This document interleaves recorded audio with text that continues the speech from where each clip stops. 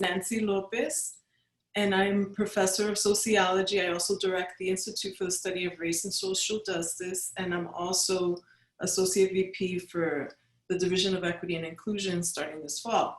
So I'm co-chairing the curriculum subcommittee of the Diversity Council, and I'm taking this opportunity to share with you some of the information that you might find useful as you consider submitting your syllabi for the US and Global Diversity and Inclusion requirements. So we're asking everyone to write their name and department and email. We will be sending you all copies of the PowerPoint as well as a link to the video, which will be eventually posted on diverse.unm.edu.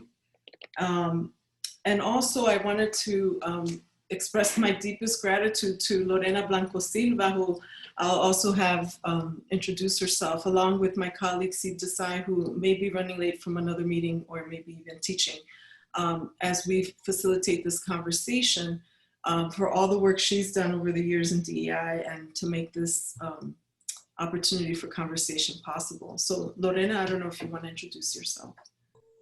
Hello, everyone. Nice to see some friendly faces and familiar faces in the room. I'm Lorena Blanco Silva. I'm the Diversity Programs Director for the Division for Equity and Inclusion, and my preferred pronouns are she, her, and ella. And I forgot to say mine, she, her, and ella as well. And so I know that we have over 50 people who have registered. We only have 31, but as I said, I know everyone's busy, and I want to make sure that we have time to have a really robust conversation. Just a reminder, turn off your mics if you can so that we can minimize the background noise as we record unless you're speaking. And please, at any time, join in by asking questions. I think that my PowerPoint is about 20 slides, so maybe in 20 minutes, 25 minutes, we'll be able to open it up for questions, and then the remainder of the time is just conversation. So I'm gonna share screen, and hopefully this will work. Is not working? Is that not sharing? We could see it, Nancy. Oh, you did? Okay, for some reason I was seeing something totally different. Great, that's fantastic. Let me go into PowerPoint mode. Okay, so again, welcome and thanks for joining us. This is a conversation that I'm facilitating on the US and Global Diversity and Inclusion requirement. It's a 3-credit undergraduate requirement that I'm sure some of you are familiar with. This is our 7th year.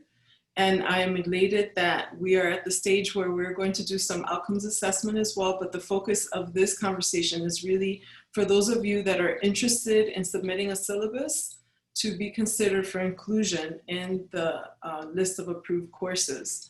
You'll notice that there's a website there where you can find some information, including the list of approved courses currently and the syllabi checklist. But in the meantime, please feel free to write any questions that you have in the chat. So I use this image because it reminds us of the importance of thinking about where we are. So how is it that UNM works towards student success through decolonizing knowledge production and teaching and centering the community and cultural wealth of our students and communities and families? And this image also reminds us that we need to take into account our landed acknowledgement, which you'll find at the diverse.unm website.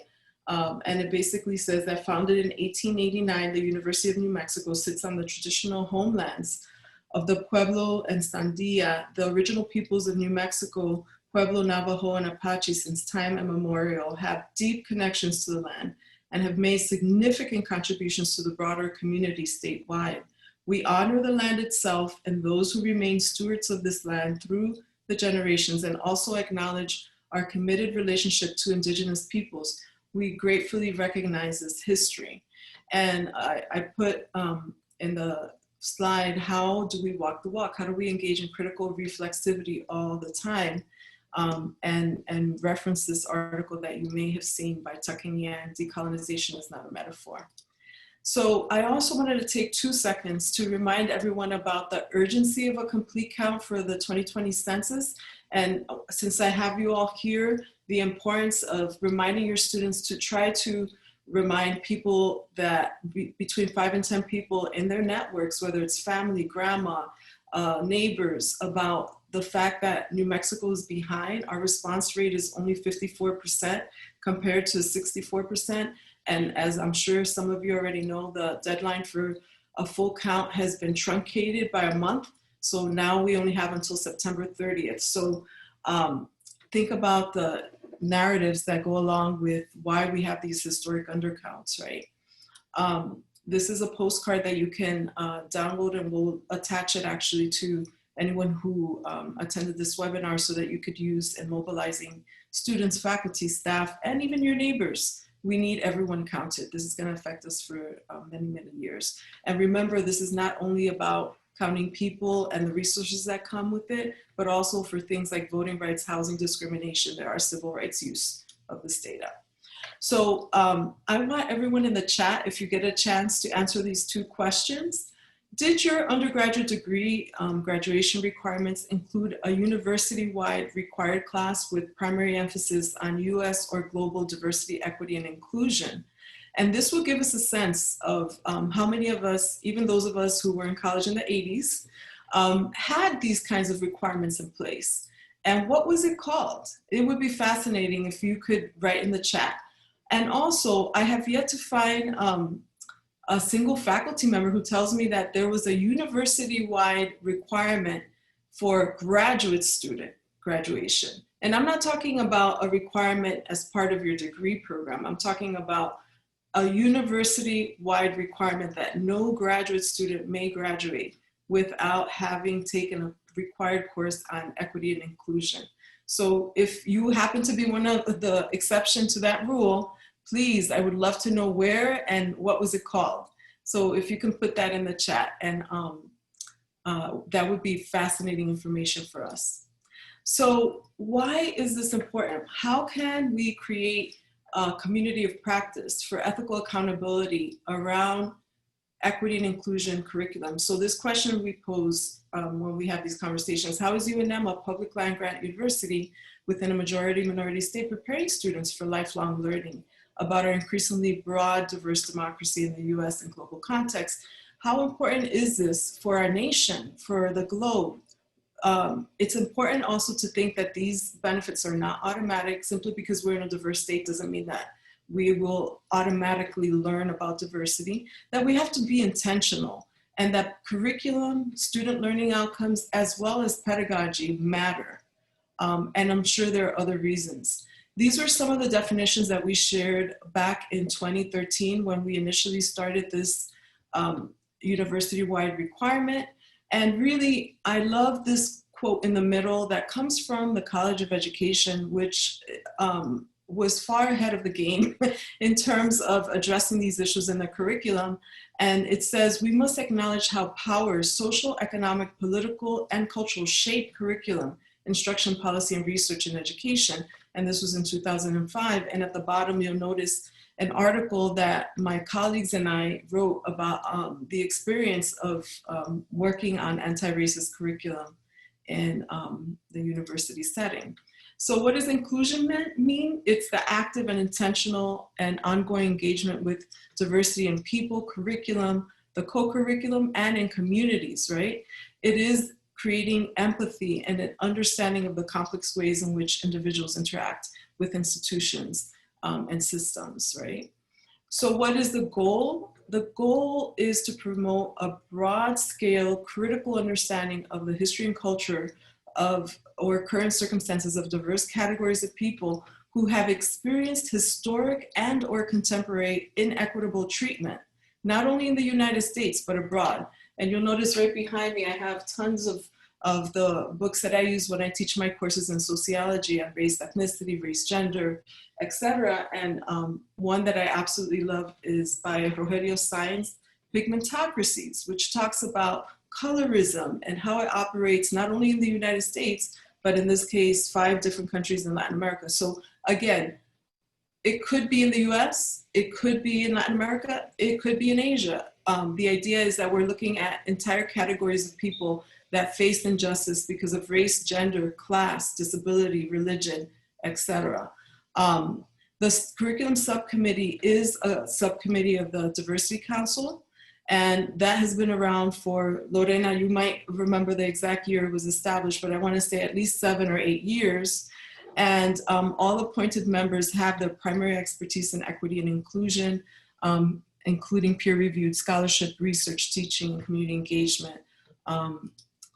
This is just a map that shows that New Mexico was late, UNM, in adopting a diversity and inclusion requirement, in that we only did this in 2014, but many of our peers at that point had already established such a requirement, including Arizona State, which actually requires not 1, not 2, but 3 different classes on equity and inclusion, one specifically on the US, one on global, and the other one they call cultural awareness.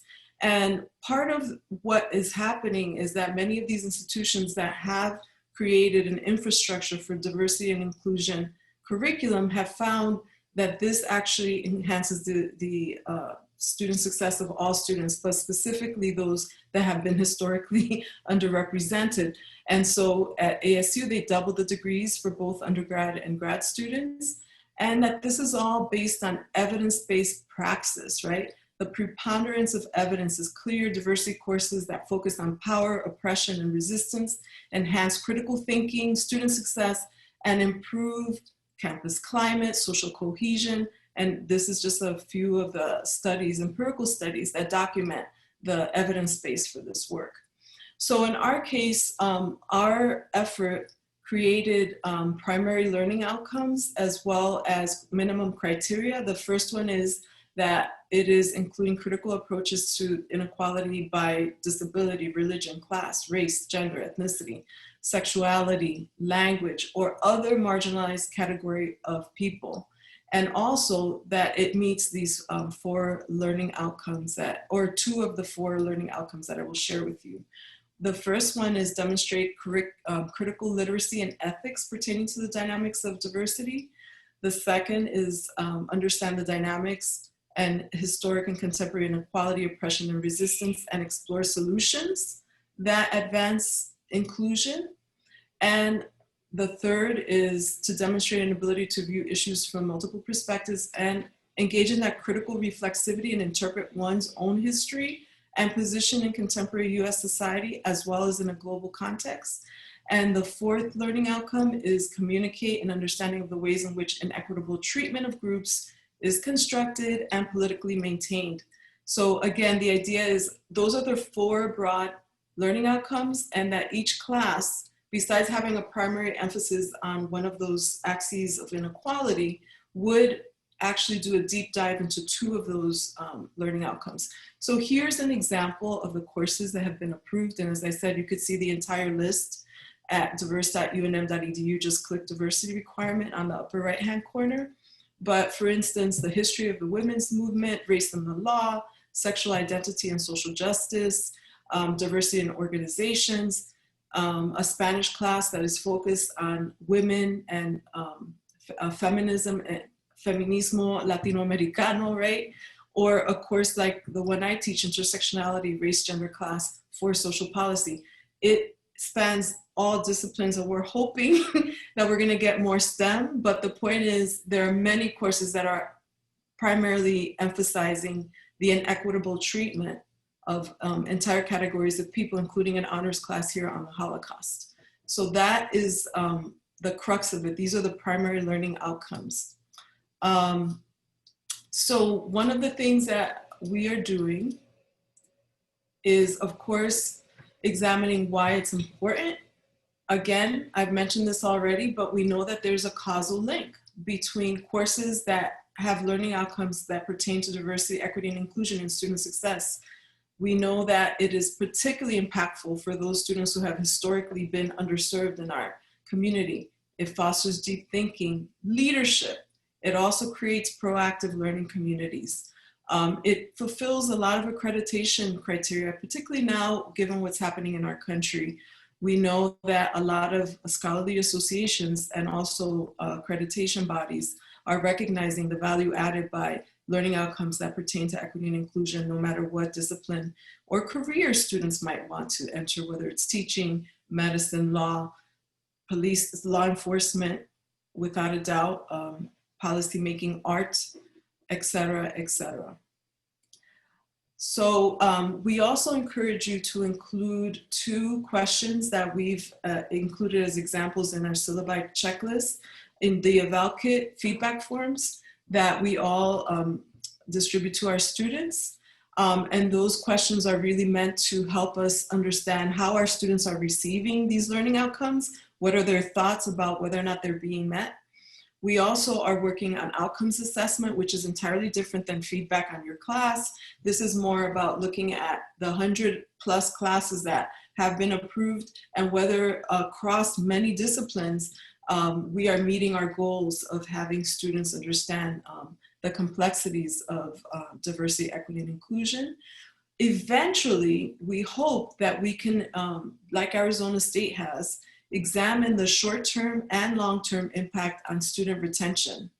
And what I mean by that is looking at whether or not these courses are particularly helpful in mitigating those inequalities we've seen, particularly for first-generation students that are racial and ethnic minority, et cetera, et cetera. But again, the evidence is clear. These courses do enhance the success of students from every single social location. So we want to create a portal that shares that. We also wanted to share with you that we're partnering with the Center for Teaching Excellence, and I'm glad that I saw Stephanie Sprong is here. And we co-created 2 questions that we want to pilot that dovetails with the work of the Diversity Council and the Curriculum Committee in particular. And that's really trying to create an opportunity for instructors to reflect on their pedagogy.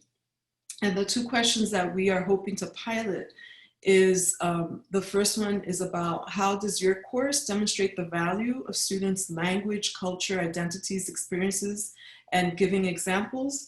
And the second question is, how does your identity as an instructor value and experiences shape your teaching, giving examples? So we love your feedback on those 2 questions that we hope to pilot. We're also hoping to meet with students across multiple disciplines and coming from very different social locations, whether they're first generation white young men, first generation college, or Latino, Hispanic, Black, Native Asian, to get a sense of how they're experiencing culturally relevant pedagogy across the disciplines.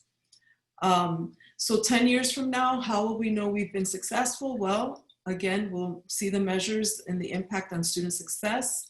We will recognize that this has provided new opportunities for student work, that this becomes something that is not tangential to our work, but really part and parcel of a fundamental pillar, that our statements actually embrace equity and inclusion. Our public face is one about an inclusive curriculum, an inclusive campus, and that this leads to long-term cultural change and strength. So here, my last slide is really just sharing with you the timeline. So the first thing I want to mention is that we are, after this conversation, sponsoring one-on-one 20 or 30-minute consultations for anyone who is considering submitting a syllabi. If you need help filling out the checklist or have any questions, you can join us at the lunch hour every Monday from now until the deadline, which is the end of next month, September 30th. And that is because once the committee reviews everything, we have to submit a Form C to the Faculty Senate Curriculum Committee. And all of that has to be in before the end of November, by October 30th. So it basically gives us a month to review any incoming new syllabi that need to be reviewed. So if anyone's interested, just email US Global Diversity at UNM, and then we will set up a one-on-one and send you a Zoom link. Keep in mind that syllabi that are approved this fall by the Diversity Curriculum Committee, the earliest it could appear in the catalog is the following fall, because once it leaves our hands, it goes through all the committees at the Faculty Senate. and none of those changes would make it into the catalog until the following year. So we meet and we invite everyone to join us at any time. All those meetings are open. The last Monday of every month at 1 o'clock, our next meeting is coming up. And I also want to remind anyone who's already had a course approved that every 5 years syllabi need to be resubmitted, and this is part of our effort for continual improvement and feedback on syllabi, and as we develop to make this as strong and as robust as possible, that we have an opportunity for self-reflection and improving our learning outcomes. So again, I want to thank you for joining us, and it looks like we did this in 22 minutes or less. And so I do wanted to point out that there's frequently asked questions that are available on the diverse.unm website. And one of the things that you can do is look at that, because one of the things I forgot to mention is that many times we get departments to submit forms asking about why special topics aren't included, because oftentimes many of the very rich substantive courses on equity and inclusion are indeed special topics. And the issue with that is that it's impossible for the registrar's office to have a finger on what special topic, what syllabi have we approved under that name, because special topics consistently change. And so our hope is that if this is a special topic that should actually be a catalog course with its own number, that we can help you and give you any information you want on how to convert that special topic into a full course that has its own dedicated catalog number. And that way, again, this is part of our mission of institutionalizing, because it's unfortunate if all of the equity and inclusion courses in every department end up being special topics. Number one, logistically, to track what syllabi was approved under that special topic this year versus next year is very difficult and not possible. And number two, because we also want to create an infrastructure, and a dedicated catalog course obviously creates an infrastructure for equity and inclusion as being part of our regular curriculum. So that was one frequently asked question, but I can look at the chat now, and I see that we have 38 people who joined us. And I'm trying to see if there's any questions. But if anyone joined us late and hasn't put their name and email and department in the chat, please do, because we will be sending you a copy of this PowerPoint, which includes even more slides, but I do want to have the opportunity for the group conversation and open it up. Thank you. Good morning, Nancy. Can I ask a question in reference to the branch? Absolutely, and if you don't mind, when you're speaking, because I can only see so many people at once, identify your name and department, that would be helpful. This is LD from UNM Gallup campus. And yes. It's a branch campus, actually, and what we have talked about so far is the university, the requirements that they have, and you mentioned Arizona has 3 courses, but there was no mention in terms of branch campus and 2-year program. I helped put together a 2-year college program where the diversity was a requirement to actually graduate, and it was a 3-credit course. One of the problems we encountered is that they did not want to increase the number of credits for a student to take, so we had to weave that into the course that was already there, so your total number of classes to graduate would not increase. So how are you going to address the branch campuses?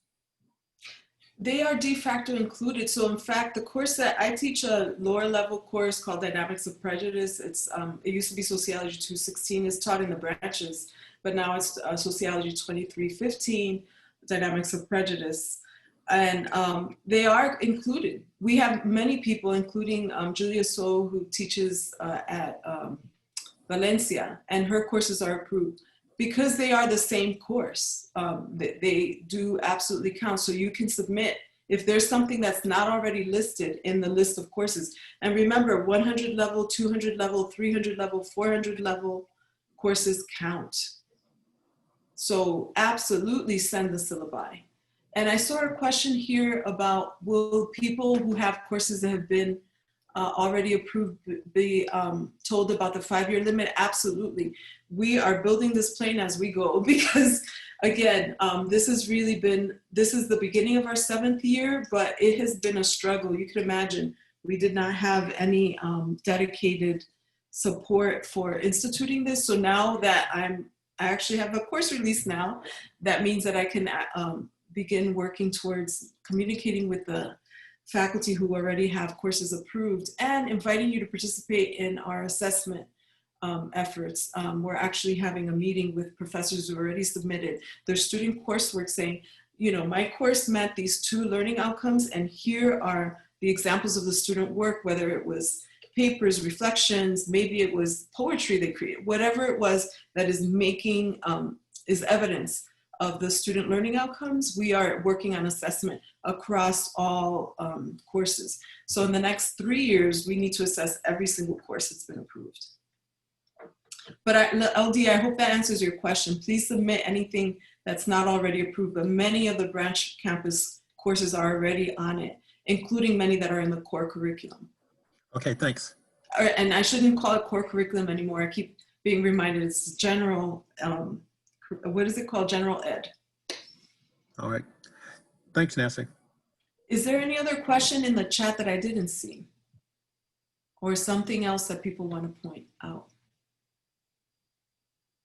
Oh, there's a question about the assessment. It's not aligned because the learning outcomes are different. Yes and no, a course could be assessed for the gen ed, but those learning outcomes are very different than ours. So you can participate in both, but keep in mind that what is going to be assessed are the learning outcomes that I shared with you earlier, and those are not the learning outcomes for the gen ed. They're very different, but it could be the same material. We just have to demonstrate how it's meeting both.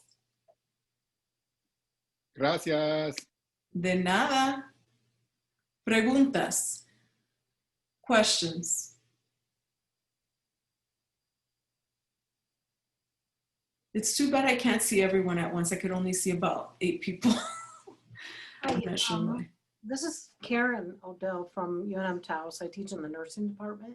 Excellent, yeah. We have a statewide curriculum through NEMNEC, and there is a course in that curriculum, and we can't make any changes to the course particularly, but the healthcare participant course is the one I'm thinking of to send you. Would that be, I mean, I think I can get student work and maybe meet 2 of those for learning outcomes. Would that be an appropriate way to proceed? So maybe the first thing that you have to ask is, what is the primary emphasis of the course? Is it on disability? Is it on gender? Is it on sexuality? Is it on ethnicity? Is it on race? And within that, once that primary requirement is met, the learning outcomes, are they looking at the inequitable treatment of individuals or categories of people over a long period of time? Is it engaging with issues of critical reflexivity and identity and ethics? So you would first have to determine whether or not it's actually focused primarily, most of the content, more than half of the content, on those learning outcomes. And the reason we want to emphasize that is that not because many courses mention diversity and diverse populations, but courses absolutely that are primarily emphasizing issues of equity and inclusion have to be focused on issues of an entire category of people that are experiencing inequitable treatment. It could be a special ed course, it could be a course on health equity, it could be a course that is looking at representations in the media. In other words, look at the, and maybe one thing that we can do is I can share screen and try to find the checklist so that you can actually see it. That first rubric is going to ask you, well, what is the category of people that have experienced inequitable treatment that this course primarily focuses on? You could check multiple. You could say it's actually looking at indigenous communities as well as issues of gender. That's the primary emphasis. In my case, many of my courses, I would check all of them. But the idea is that it really needs to be primarily emphasizing one of those groups, if that makes sense. Yeah, we it's a lot about health disparities, which covers a broad range of sexuality, financial, poverty, Native populations, Hispanic populations. We have, we look at the Hmong population, and then health disparities in New Mexico.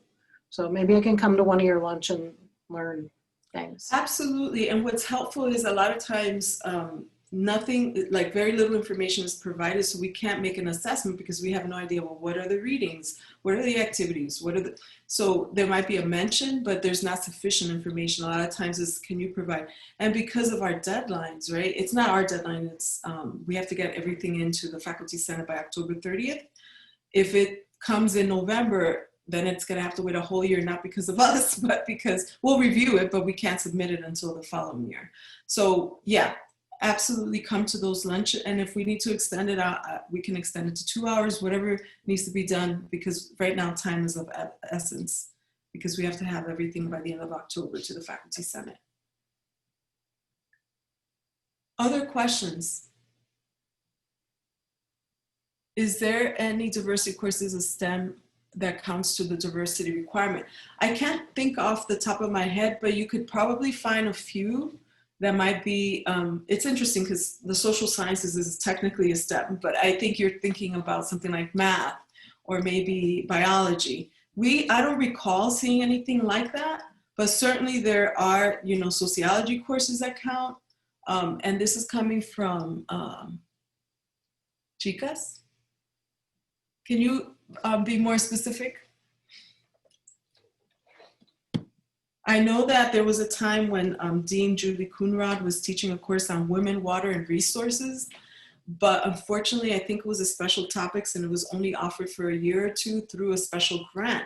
But what an incredible class to have in something like biology, right? A course specifically on women, water, and resources, looking at issues of equity and gender.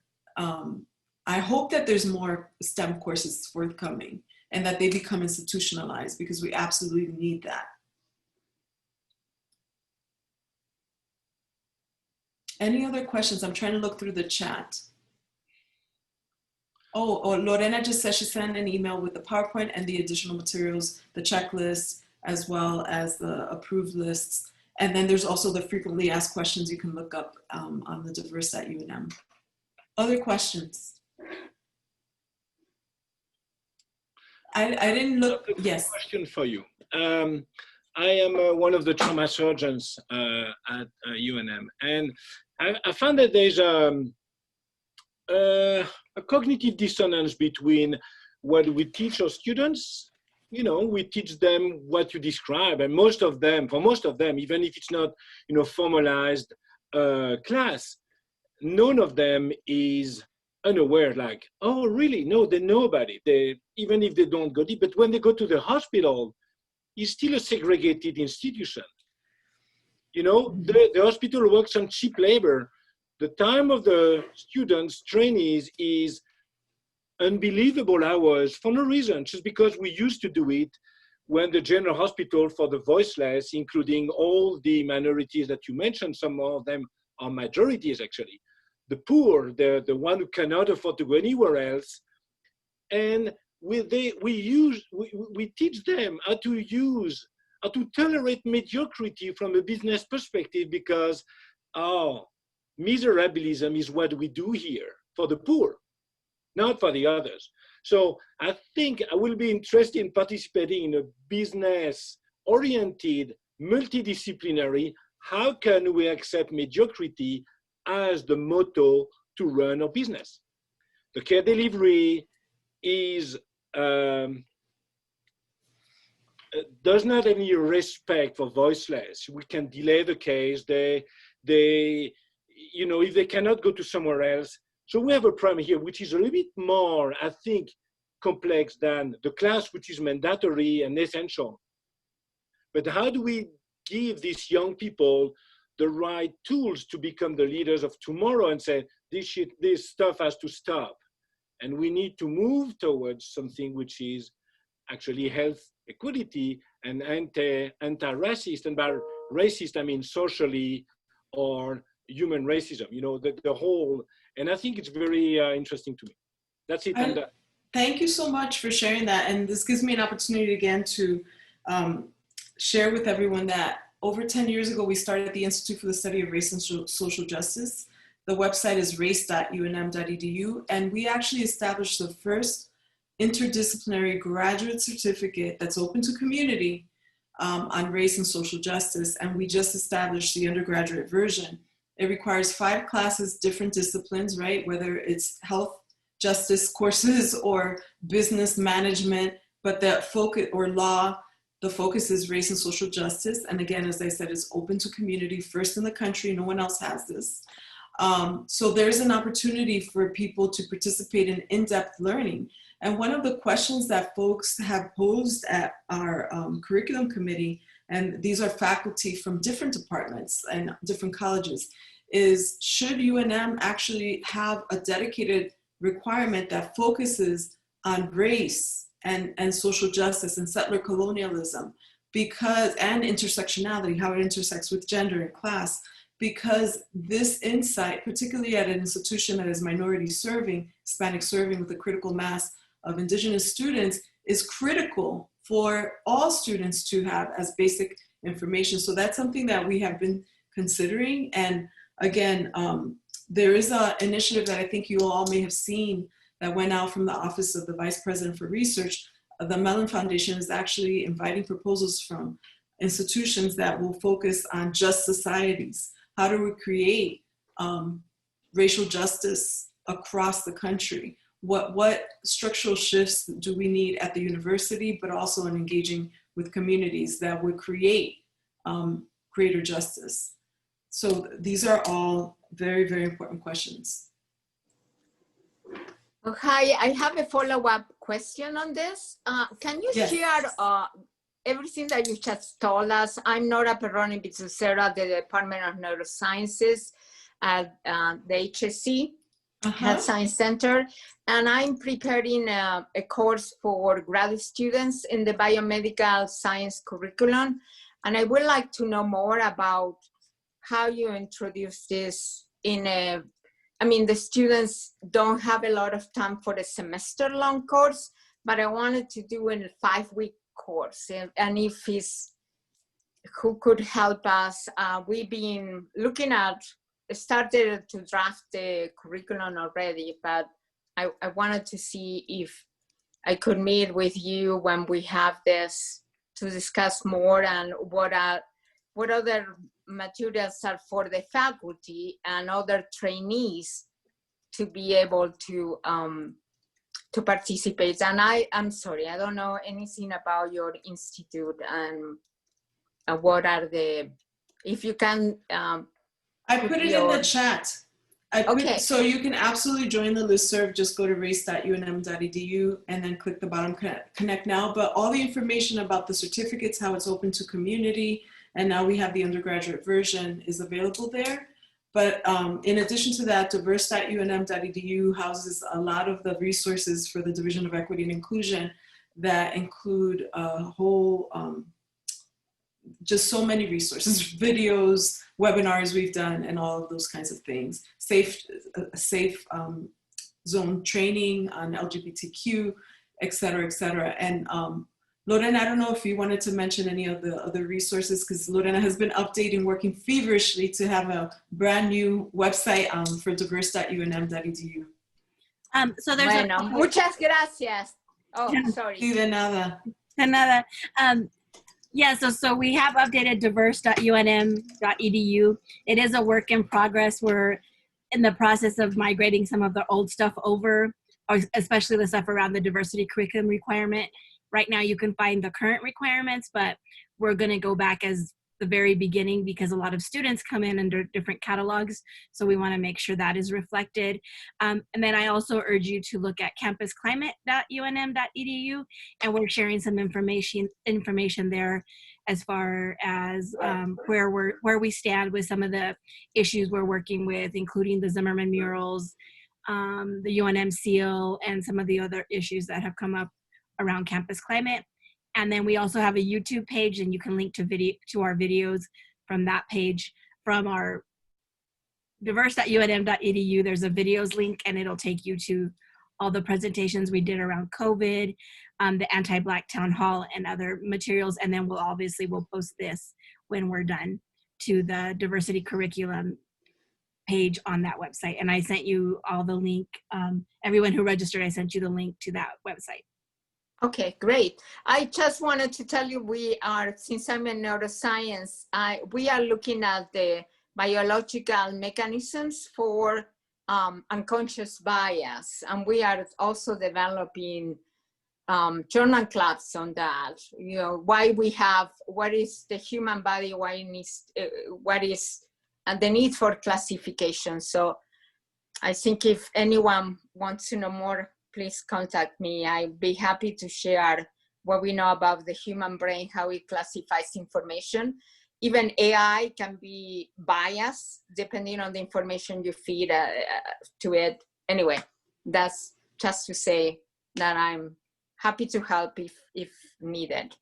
Absolutely. Okay. In fact, at the Institute, we co-created a syllabus that's interdisciplinary insights across the disciplines, and we're lacking biology. The only thing I have is from Joseph Graves, The Emperor Has No Clothes, and looking at evolutionary biology and how race has been conceptualized, but we absolutely need to build a robust interdisciplinary reference list and hopefully interdisciplinary course. But I see that there's a question here about ethnobotany.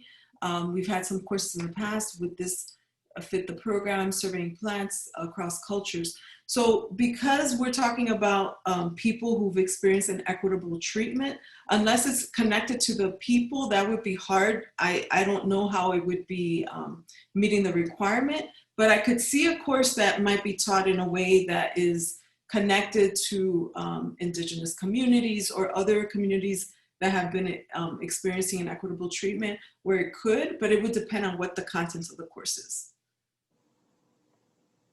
Other questions, and I'm sorry if I haven't seen all of them. I try to go backwards, but I'm sure I've missed a question that's been posted and I just haven't seen it. And feel free to just speak it and say your name and department.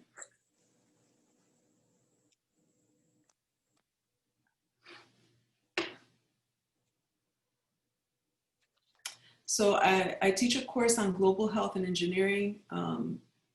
That's why I'm looking into whether or not I can count. Again, most of it will be, will the primary learning outcomes meet the requirement that it's focused on a group of people that have experienced inequitable treatment, and how are you engaging those learning outcomes is the primary emphasis on those learning outcomes that we shared earlier. So many courses do meet that, but others, it wouldn't be sufficient to say, well, we talk about the people, but there's no engagement with the inequitable treatment, or there's no talk about self-reflexivity and the ways in which ethics plays a role in the inequitable treatment of these groups, et cetera. So it depends on how the course is framed. And the more information you can provide about readings or learning activities or assignments, where it's very clear that the preponderance of the work is focused on those learning outcomes, the more likely it is that that course would obviously be approved. We need as many courses as possible. I mentioned we have 100, but we need, ideally in every single department, at least 1 or 2 courses that address these learning outcomes.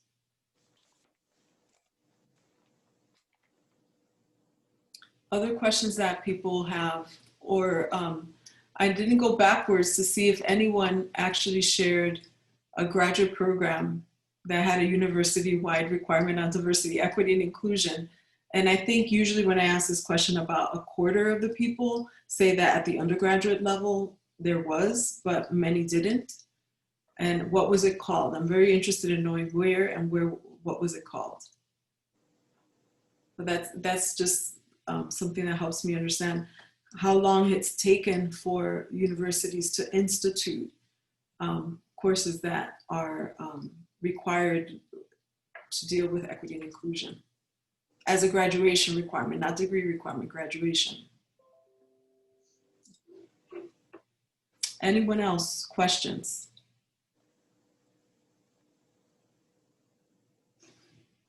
And I'm going to ask if Steve made it. Did Steve make it? I think he might have had another conflict at this time. Which, me, Steve?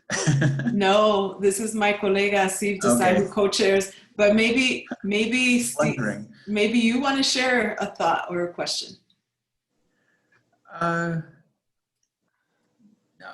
well, not particularly. I mean, I think people need to think really broadly and creatively about this type of stuff. Because I don't know if anyone saw in the chat, but I put down that I know a couple of universities have these types of diversity requirements that are satisfied by math classes, which you would think would be the last field where that could possibly occur.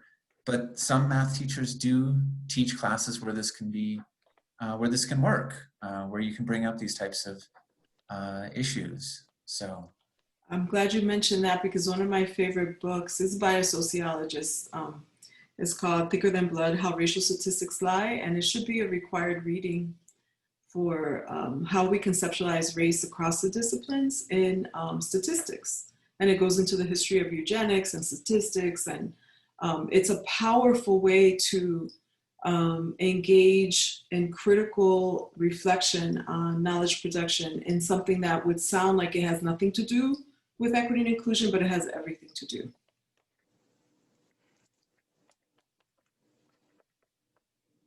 Other questions?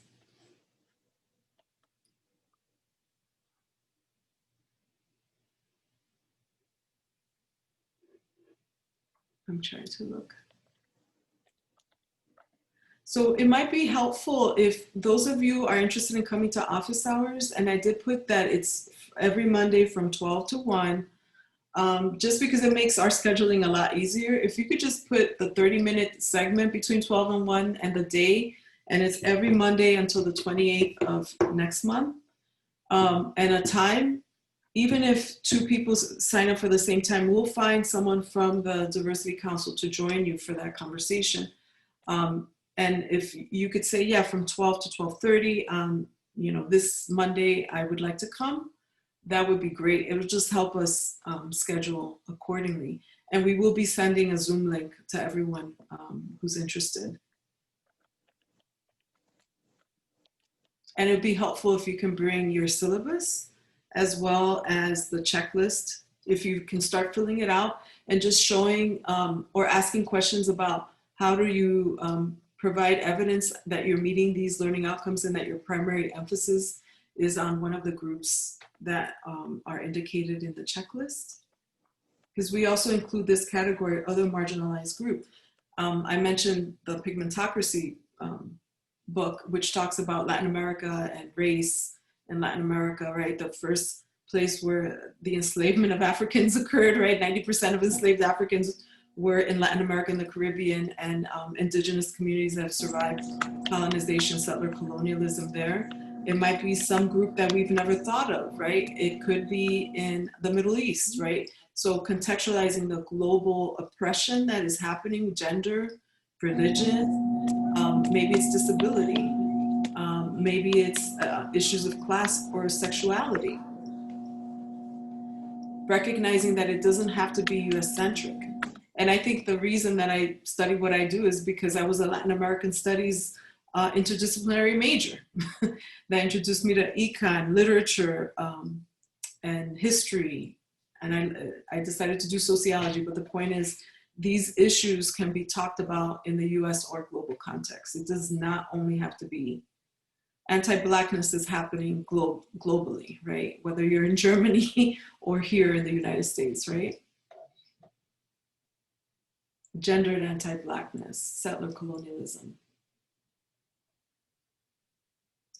The name of the book, I'll put it in the chat. It's called Thicker Than Blood, How Racial Statistics Lie by Tufuku Suberi. So it was published in 2001. And again, it's a small book, but it's just packed with nuggets about the history of statistics. And think about how powerful it would be to create a math course that engages with the history of racism and methodology.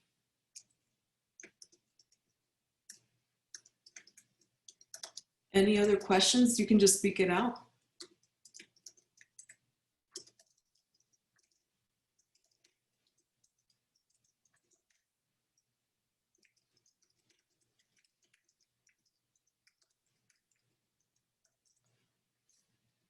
Okay. Hi, Nancy. This is Mary Quinn from Spanish. And Okay. I was just wondering if you have a preference or if you think there's a greater need for a global diversity course at a certain level, 100, 200, 300, 400. If you have a lot of them at a certain level and need more of them at another one, or does that matter very much? We absolutely need as many global courses as we can. No, we don't have that I am aware of. I may be wrong. Most of them are focused on the United States. I know American Studies teaches a course on race, ethnicity, and class. And then I mentioned the dynamics of, and that's a 200 level, I believe, or 100 level. And then sociology teaches dynamics of prejudice, which is looking at disability, sexuality, race, ethnicity, gender. But we do need more global. I believe that the ethnic studies programs, Africana, Native American Studies, and Chicano Studies offer a course called Comparative Global Ethnic Communities. So I think that they do address, but I'm not aware of very many. So we absolutely need more. We absolutely need more. Thank you. And I know a lot of people might be wondering about the languages. So absolutely many of the language courses are addressing those learning outcomes, but if it looks like the course is only addressing issues of, speaking another language or the technical aspects of it and not engaging with the inequitable treatment and the experiences of inequality, then it may not be considered as meeting the learning outcomes. So it's not that any discipline is not automatically considered. All disciplines are considered, as I said, math, statistics, as long as those learning outcomes are being met. But in many cases, individuals who are offering courses that are not specifically addressing those learning outcomes will not have their, will not be considered meeting the requirement. I see Dr. Desai has joined us, and we had an opportunity to answer a couple of questions about how our courses can meet the learning outcomes, but I don't know if you wanted to introduce yourself and add a few questions or comments. I'm sorry to join late. I had the time confused. I thought it started at 1. Did you want to introduce yourself? Yeah, my name is Steve Desai. I'm in the Associate Professor, Department of Teacher Education, Secondary Ed. And again, I apologize for joining in late. I had time confused. And so Steve and I have been working for a while on a partnership that looks at the implementation of ethnic studies as a lever for reducing inequality across the board for all students, but particularly those that have been historically underserved. And we're actually working on a grant that was funded by a foundation to do that in partnership with other institutions. And one of the co-PIs that we're working with is Emily Penner. And she wrote or did an empirical study of the high schools in California and San Francisco, specifically looking at the causal link between these courses and reductions in inequality, the empowerment that happens, the critical thinking, the student success that happens after students are exposed to this curriculum and pedagogy. But again, could this happen in a math class? Very likely, right? And that's our hope, that it really does enhance student success, and it also creates capacity for advancing equity and inclusion across many disciplines. So our hope is that it actually includes every single discipline if possible. I know we still have about 30 people on the Zoom, and there are other questions that I'm sure people have. I answered the one about frequently asked questions, do special topics count, and mentioned that because of the logistics, that's not possible. It has to be a catalog class with a standard number. But are there questions about that? Does anyone teach us special topics that would like to make this into a standard course? I know that involves going through departmental processes and then all the committees after, but maybe there's an example of a course that should be approved, but simply because it's a special topics, it can't. Is anyone in that situation? Because a lot of the innovative courses are special topics that address these learning outcomes.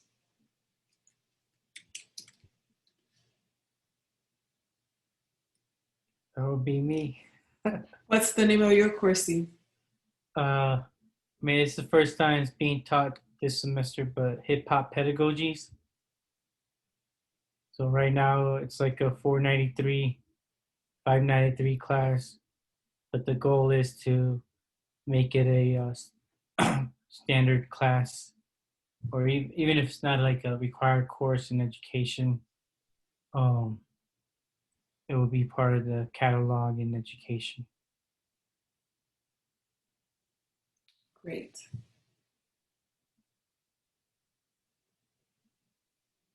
I'm looking at the frequently asked questions. Besides, that's one that's very frequent. Anything else that people are wondering about?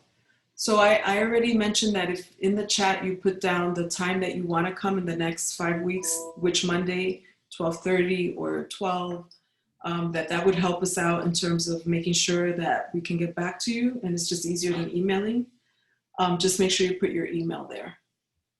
So I know we're at the hour and we still had a half hour for more discussion, but if people don't have any other questions. There's a question in the chat. Oh, good. Can you read it? Because I can't see it. Okay, the question is, can it include ethnic, religious minorities in any country? Prejudice and discrimination from the dominant group against other groups is amazingly common.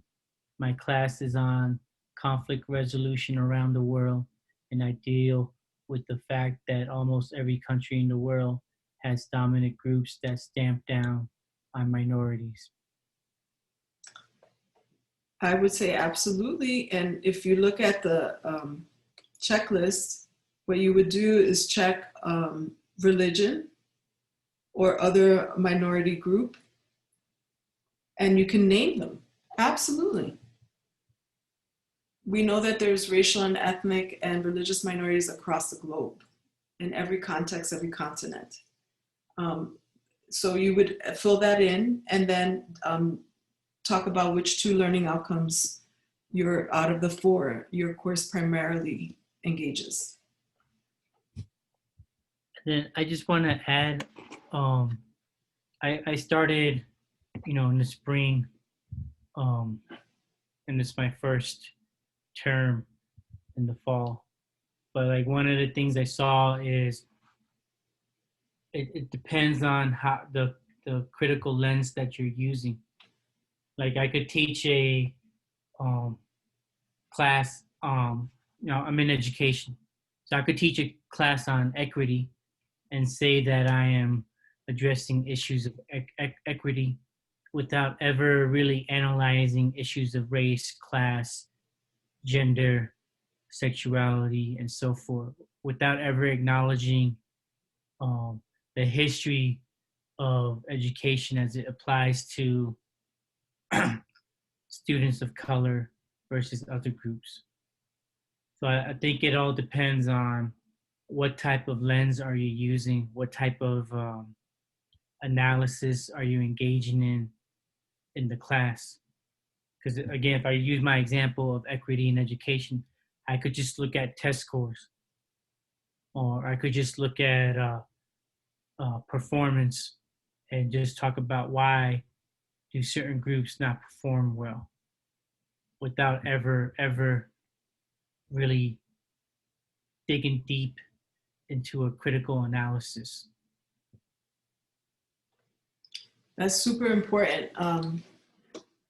You could imagine, a course where there is no appraisal of the history and the historic dimensions of structural violence, and do not adequately address a holistic picture of the complexity of this inequity, where it's superficial. So we're looking for depth too, right? And that's why it has to be primary emphasis, and it has to be very much a critical understanding of those inequities.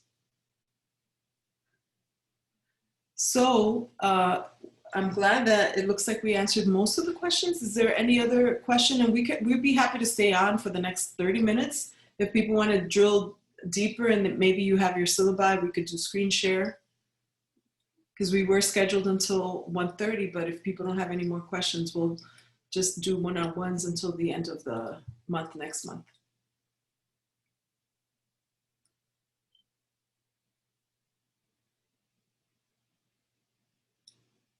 Anything new, Steve? Sometimes you see questions that I don't see. I'm in the chat now, but if you see anything that I'm not seeing, please speak it. Or maybe someone wants to pose a question. Our numbers are getting smaller, so I'm assuming people are ready to leave. Yeah, I think just thank you. Gracias, great job. Thank you. This was interesting. Thank you for your work. Wonderful. I really appreciate that everyone came, and I think we'll officially end. I think Lorena is still on, right? Or maybe she had to leave to another meeting. She's here. Yeah, she's here. So Lorena, is there anything else you want to say before we depart? Nope, I think we'll send out more information about the office hours to everyone's email with the links to the Zoom. I think that's probably what people were asking about, so we can do that.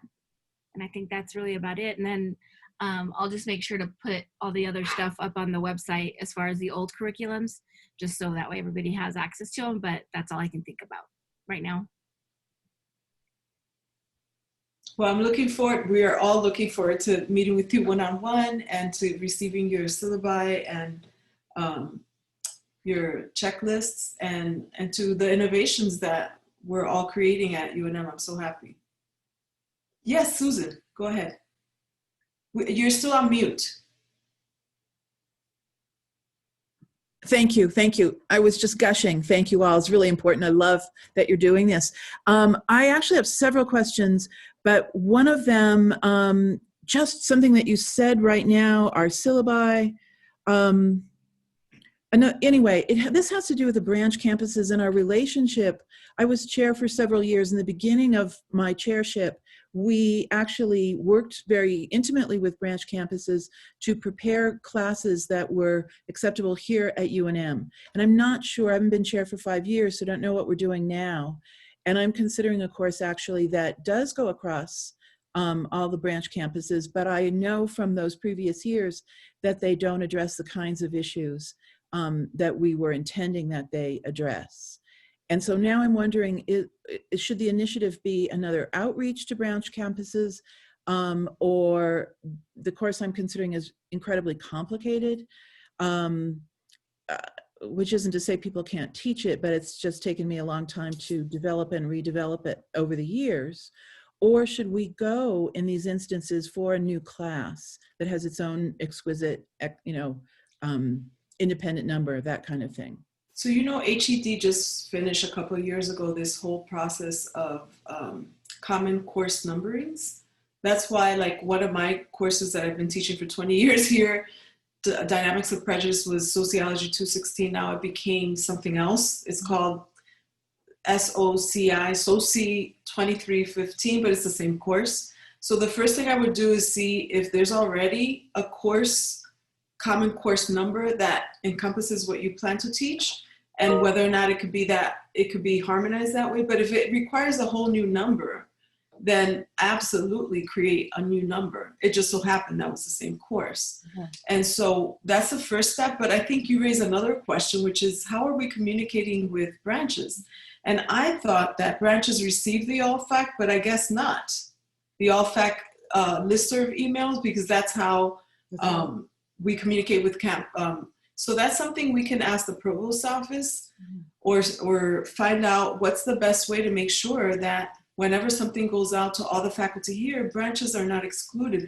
I assume that all of them were receiving it, but probably not. I don't know how LD, who was here from Gallup, received it.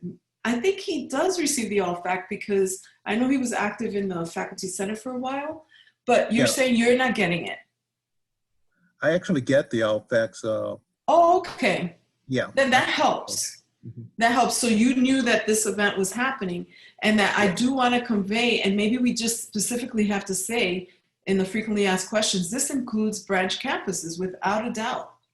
Without a doubt. The issue then becomes if someone did their undergrad at a different, or at a, you know, was a transfer student, then that's where that common course numbering, all of that might be helpful, because if they went to Highland or NMSU or another institution, then how would that course transfer? If they can show it's an equivalent, that it actually is the same as, you know, whatever other course has already been approved, then there shouldn't be a problem. It's when there is no equivalent, then it becomes a, you know, we'll handle it, but we want to make sure that we're not discouraging people from meeting that requirement with a course they may have taken that absolutely met those learning outcomes. Well, I actually think that I received it because I'm a member of the lead council. Oh, great. For the lead council, that information comes to me, but I don't know if all branch campus actually receive it. It went to all faculty. It didn't go to just the lead council or the diversity council. It did go to all faculty across the branches too. Okay. Does that answer your question, Susan? I don't know if it does.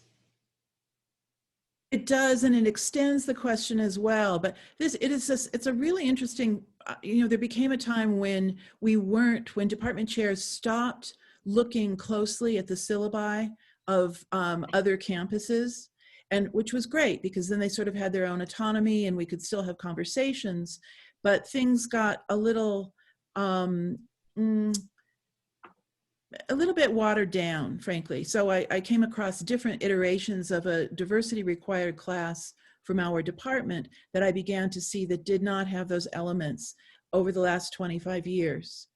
And so, and now I'm thinking, oh, you know, I can change my class, but no, and I'm just not knowing which direction would be most useful to go. Should I contact my colleagues who are teaching these, but there are also lots of turnaround, and sometimes they're offered online.